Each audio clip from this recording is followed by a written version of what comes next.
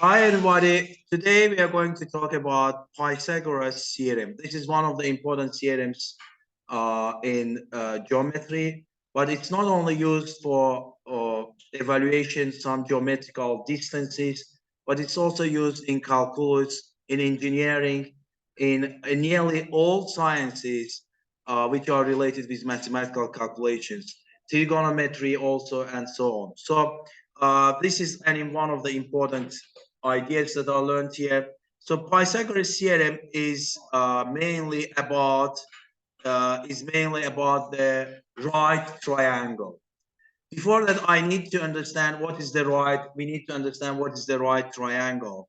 Well, first of all, we know that the right angle or the angle is the angle which has got uh, the degree value 90 degrees. Yeah. So if two lines are perpendicular, then it means that there is a degree 90 degrees between them. So they are intersecting at 90 degrees. This is called right. We call it right angle. So you know this. We call it right angle.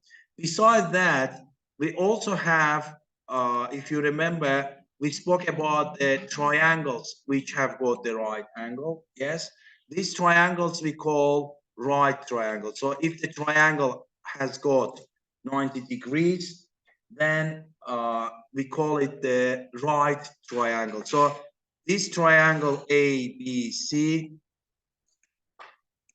is right triangle. So it's right because it has got the right angle. One of the angles is right angle. Uh, so, uh, so the idea of Pythagoras theorem is that it's about the triangles which are right. So Pythagoras theorem is applied to right triangles. Yeah. So it's applied to only the triangles which have got the right angles. So let's suppose that this side is A and this side is B and this longer side is C. How we call this longer side?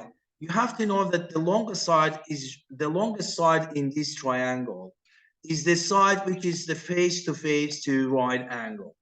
This side C we call hypotenuse. So we call it hypotenuse, and hypotenuse is usually uh, face to face to 90 degrees. So you have to remember the right triangles have got the longest side in the face of right angle, and this side is called hypotenuse. The idea of the Pythagoras theorem is that c squared here is equal, c squared is equal to a squared plus b squared. So what does it mean? It means that the square of the longest side is equal to the sum of the square of the short side and another short side. So if we have the square of A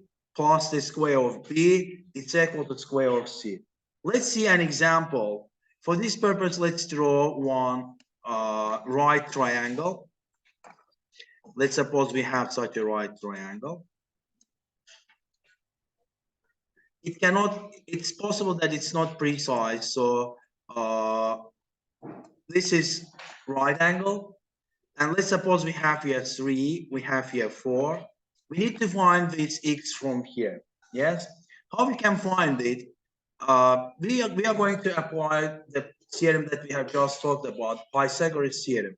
So x squared is equal 3 squared plus 4 squared. So square of the longest side, this is the longest side, equals square of the short side plus square of another short side. So we are going to have here 3 square plus 4 square. So actually x square is equals to 9 plus 16 is 25. The square, which number gives us the square equal to 25? X equals to 5. We know that this number is 5. So here the longest side is 5. Let's do another example here. Again, let's draw another right angle triangle. Let's suppose this time we are given such a triangle, such a right angle triangle, and this angle, let it be 90 degrees. So we are going to have here 6, we are going to have here 8, so we need to find x here. So we are requested to find x here. So again, you see the x, side x is face to face to right angle. It means that side x is the hypotenuse.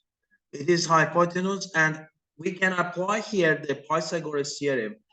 X squared equals to 6 squared plus 8 squared. Again, x squared equals to 36 plus 64. So obviously x squared equals to 100. It's 100. So x equals to 10. So x equals to 10.